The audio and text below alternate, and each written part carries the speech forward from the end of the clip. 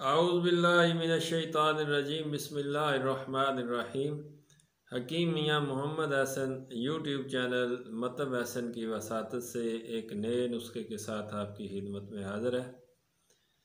आज का नुस्खा एक रोगन है, बनाने में आसान है, कोई मुश्किल नहीं है, आप इजीली इसे बना सकते हैं।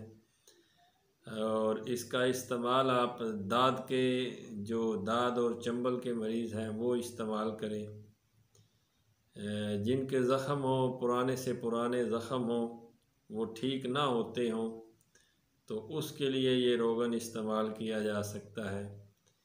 गंजेपन के लिए ये रोगन बहुत अच्छा रिज़ल्ट देता है। आप इसे इस्तेमाल करेंगे, लेकिन गंजेपन के लिए आपको कुछ अर्सा मुसलसल इस्तेमाल करना पड़ेगा, तकरीबन 3 से 4 हफ़्ते तक, तो इंशाअल्लाह इससे बाल भी निकल आएंगे। तो आते हैं नुस्खे की तरफ। 1 पाव आपने रोगन सरसों लेना है, 1 पाव रोगन सरसों लेना है।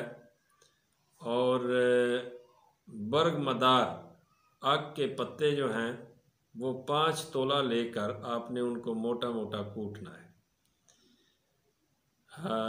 5 तोला बरगमदार ताज़ा लेकर और उसको आपने कूटना है। कूट कर उसकी टिकिया बना लेनी है या गोल गोल उसको बना लें।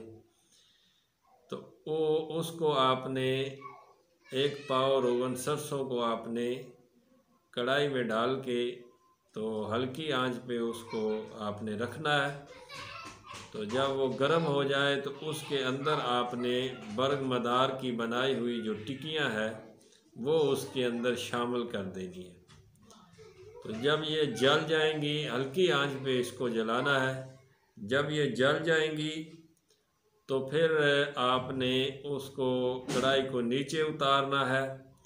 नीचे उतार कर उसके अंदर आपने फटकड़ी सफ़ेद, खामी फटकड़ी सफ़ेद और गंधक आंवला सार, ये दोनों 6-6 माशा डालने हैं। गंधक आंवला सार 6 माशा और फटकड़ी सफ़ेद 6 माशा, इन दोनों को पहले थोड़ा बारीक कर लेना है। बारीक करके तो उस तेल के अंदर डाल के तो किसी लोहे के दस्ते के साथ, किसी लोहे की मूसली के साथ आपने उस तेल को खल करना है। तो अच्छी तरह आप जब खल करेंगे तो ये एक मरम सा बन जाएगा। उसके अंदर ही वो जो बरगमदार है, जो टिकिया आपने बरगमदार की बनाई होंगी वो भी उसके अंदर ही शामिल रहनी चाहिए, उसको बाहर नहीं निकालना। और गंधक आंवला सार और सफ़ेद फटकड़ी भी उसके अंदर शामिल करके तो उसको तेल के अंदर ही सारी चीज़ों को खल करना है। तो ये सारी चीज़ें इकट्ठी जब मरम सी बन जाएगी और ठंडा होने पे आपने किसी कांच की शीशी में बंद कर लेना है। तो इसको बतौर मरम आपने इस्तेमाल करवाना है उन मरीज़ैन के लिए जो कि गंजेपन का शिकार हैं। लेकिन गंजेपन के मरीज़ के लिए ये है कि उसको उस तरह से ब्लेड से अपने बाल को मुंडवाना होगा और उसके ऊपर लेप करना होगा। तो लेप बेशक एक दिन में 1 बार करें और करने के 1 घंटे के बाद आप उसको धो दें।